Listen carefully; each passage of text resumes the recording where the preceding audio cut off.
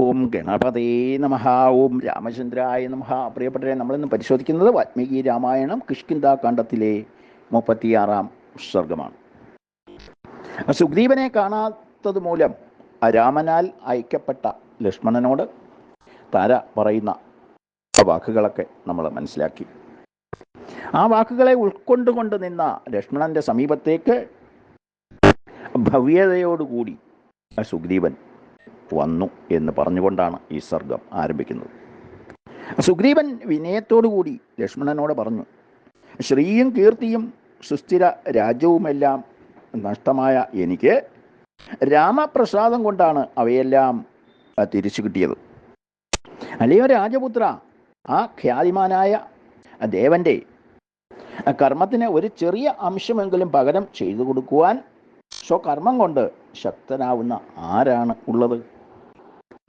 രാഘവനെ ഞാനും എൻ്റെ കൂടെയുള്ളവരും പേരിന് മാത്രം സഹായി മാത്രമാണ്.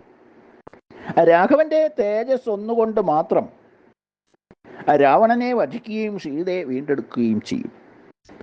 അല്ലയോ ലക്ഷ്മണ, ആരാണോ വില്ലിൽ ഞാണൊലി ഇടുമ്പോൾ തന്നെ ആ ഭീകര ശബ്ദത്താൽ ഭൂമിയെ പർവ്വതങ്ങളോടുകൂടി കുലുങ്ങിപ്പോകും വിധമാക്കുന്നത് അദ്ദേഹത്തിനെ സഹായികളെ കൊണ്ട് എന്താണ് നേട്ടം? അല്ലയോ ലക്ഷ്മണ, ശത്രുവായ രാവണനെ അവൻ്റെ കൂട്ടത്തോടൊപ്പം വധിക്കാൻ പോകുന്ന നരേന്ദ്രന് ഞാൻ അനുയാത്ര ചെയ്തു കൊള്ളാം. എന്നിൽ നിന്ന് എന്തെങ്കിലും അതിക്രമം ഉണ്ടായിട്ടുണ്ടെങ്കിൽ അത് ക്ഷമിച്ചാലും തെറ്റ് പറ്റാത്തവർ ആരും തന്നെ ഇല്ലല്ലോ. അതൊക്കെ കേട്ട ലക്ഷ്മണൻ സംപ്രീതനായി ഭവിച്ചു. അതിനുശേഷം പറഞ്ഞു, വാനരേശ്വര, എൻ്റെ ഭ്രാതാവ് സർവദാ സനാഥനായി തീർന്നിരിക്കുന്നു. വിനയവാനായ ഭവാനാൽ സഹായിക്കപ്പെടും എന്നതിനാൽ വിശേഷിച്ചും അത് തർക്കമറ്റ സംഗതിയാണ്.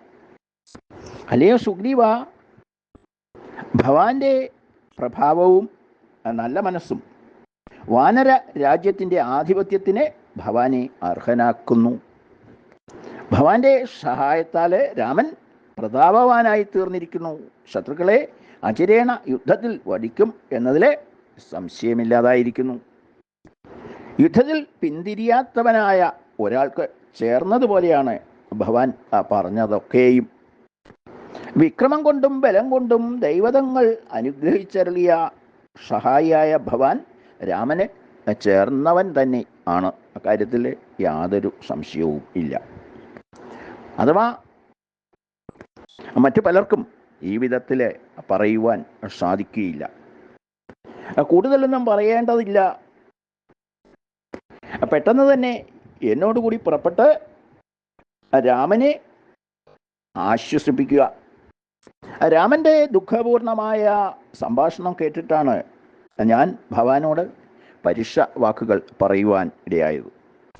എന്നോട് പുറത്താലും നമുക്ക് രാമൻ്റെ സന്നിധിയിലേക്ക് പുറപ്പെടാം എന്ന് പറഞ്ഞുകൊണ്ട് 36-ാം സർഗം പൂർത്തിയാവുകയാണ്. ബാക്കി വിവരങ്ങൾ നമുക്ക് അടുത്ത സർഗത്തിൽ മനസ്സിലാക്കാം. ഓം രാമചന്ദ്രായ നമഃ. ഓം സീതാപതയേ നമഃ.